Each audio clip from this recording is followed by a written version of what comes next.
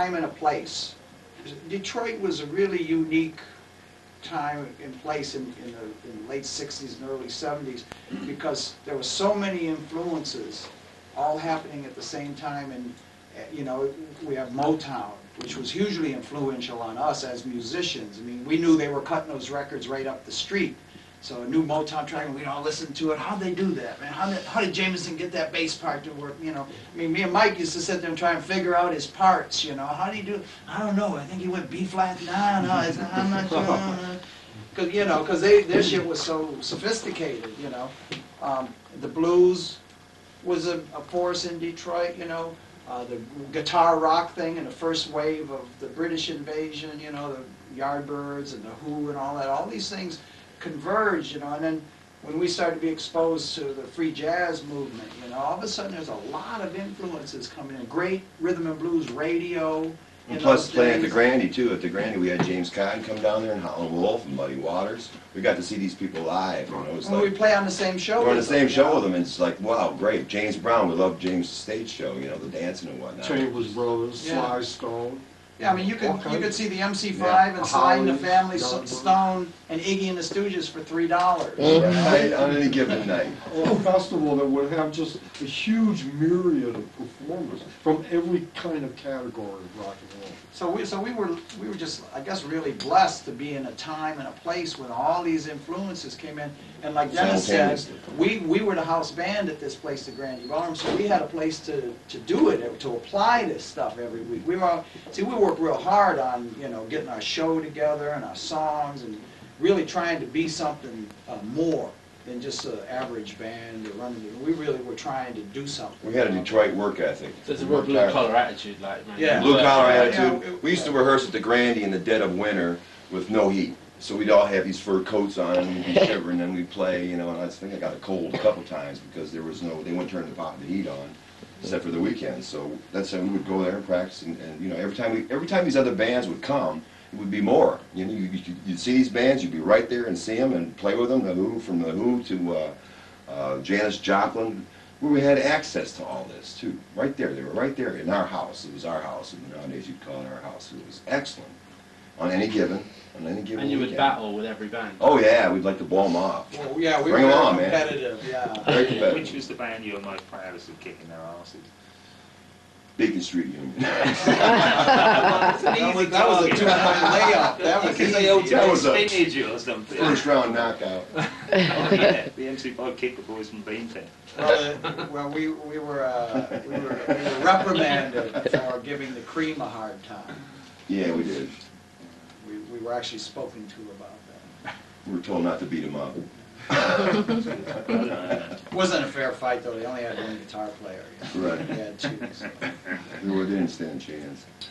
The thing with the Detroit is that the work ethic is strong. And like the kids of the future, a lot of these bands, they're going to have to go in the garage or in the basement. They're going to have to work and practice. They're going to have to hustle to get good. If they want to stretch like the MC5, if you want to tie the iconic nature of the MC5, our ability to go into the stretch zone and take music to new places, you're going to have to listen to a lot of different types of music. That's why we were like we are, because we were exposed to, you got R&B, you have soul, you have jazz, you have rock and roll vis-a-vis Chuck Berry, and you have Motown. You have to draw on a lot of different areas of music. No music is bad music, you know. It's not like, music is the constant, it's the moment. It's the inertia of the moment. It's thought in action going forward, not backwards. So if you want to be futuristic, you need to draw on everything and really expand your style. That takes a lot of hard work and a lot of practice. And kids of today, if they probably have a strong work ethic, but they're going to have a really strong work ethic and expand their consciousness.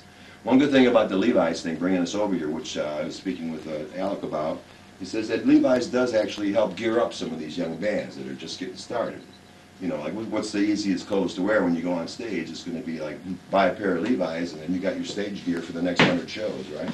Because bands are broke and they get started. You know, we played for free all over Michigan, you know, before we even got a record deal. We were playing for free just to get a fan base.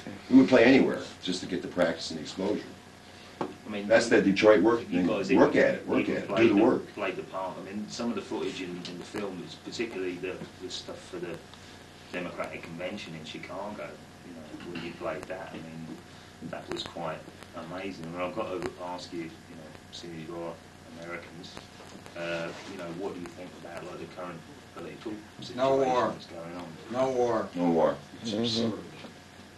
It's very scary. These guys are very dangerous people, and they're operating, in a kind of mindset that is very dangerous, and it's young people that always get sent off to war, and it's those young Marines and those young Army people that are gearing up now that think that this is like a video game or something. They're the ones that are going to get shot up, This is a very bad situation. It's very serious, and they're not paying any attention. When 30,000 people 2 weeks ago walked the streets of L.A. where I live, that didn't mean anything to them. I heard you had a huge demonstration here. Yeah, A million. A a million people. Now, maybe the British government paid attention to that. Doesn't look like it. When the reports I see of the Blair Bush project, they're moving forward. They're on a course, Yep. and they're not. I don't think they're going to be dissuaded.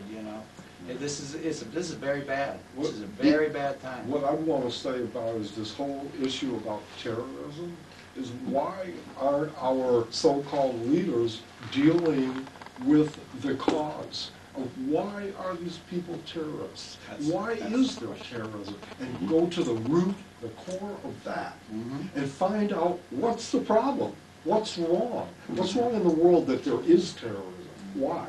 There is a reason, but our so-called leaders aren't looking there. They're looking for confrontation. Absolutely. Okay. Where's the communication?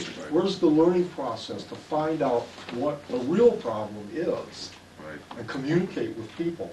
And I think this is where music is really, really important, because music is a universal language. You can't misunderstand music. It comes from the heart.